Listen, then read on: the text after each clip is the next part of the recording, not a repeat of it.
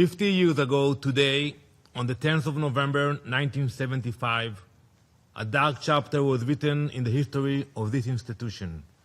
The UN declared that Zionism is racism. For the Jewish people, for the State of Israel, Resolution 3379 was not just a lie.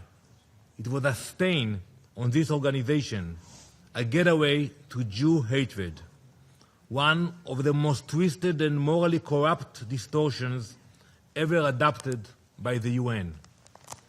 It would take 16 years for that lie to be repealed. On the 16th of December 1991, 111 nations voted to strike it down. It was only the second time in UN history that a resolution had ever been repealed, a triumph of truth over falsity. Yet, here we are today, half a century later, and some in this building still cling to that same poisonous idea. They try to delegitimize the national movement of the Jewish people. They try to dress up hatred in the language of anti-Zionism.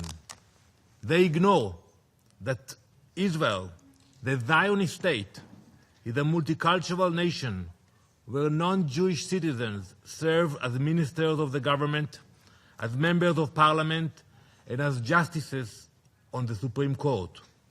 They ignore that Israel is home to Arabs and Muslims with the greatest freedoms, rights, and opportunities in the Middle East.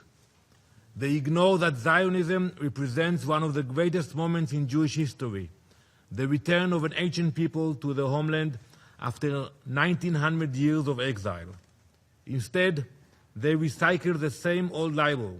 They replace Zionism is racism with a new slogan and pretend it is something different. It is not.